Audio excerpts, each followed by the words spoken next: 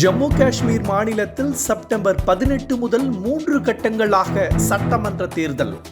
90 சட்டமன்ற தொகுதிகளை கொண்ட ஹரியானாவில் அக்டோபர் 1ஆம் தேதி சட்டமன்ற தேர்தல்.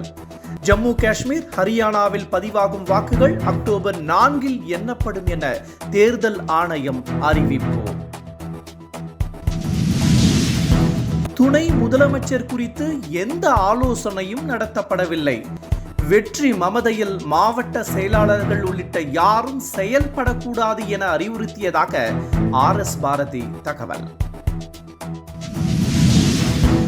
2026 சட்டமன்ற தேர்தல்களில் கூட்டணி அமைத்து அதிமுக ஆட்சி அமைக்க வேண்டும்.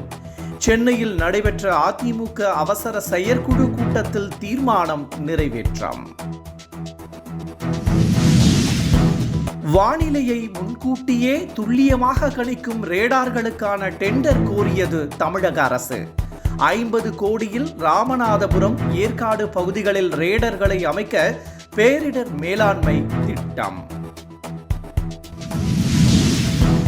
எனது தந்தை குமரி அனந்தனின் உழைப்பிற்கு அங்கீகாரம் அளித்த முதலமைச்சருக்கு நன்றி.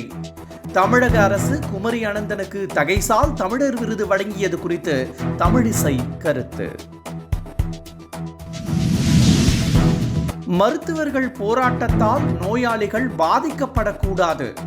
நாளை மருத்துவர்கள் போராட்டம் அறிவித்துள்ள நிலையில் மருத்துவத்துறை இயக்ககம் அறிவுரை. நெல்லை, சென்னை இடையே இயக்கப்படும் வந்தே பாரத் ரயில் சேவை இன்றும் நாளையும் ரத்து. தாம்பரத்தில் பராமரிப்பு பணிகள் நடப்பதால் வந்தே பாரத் ரயில் சேவையை ரத்து செய்தது தெற்கு ரயில்வே. நெல்லையில் பேருந்துகளில் ஜாதி ரீதியிலான பாடல்களை ஒளிபரப்பக்கூடாது என காவல்துறை எச்சரிக்கை. நெல்லையில் பள்ளி மாணவர்களிடையே ஜாதி ரீதியிலான மோதல்கள் அதிகரித்து வரும் நிலையில் அறிவுரை. மை இந்தியா 24/7 முக்கிய செய்திகளை உடனுக்குடன் தெரிந்து கொள்ள உடனே சப்ஸ்கிரைப் பண்ணுங்க, பெல் பட்டனை பிரஸ் பண்ணுங்க. என்றும் உங்களுடன் மை இந்தியா.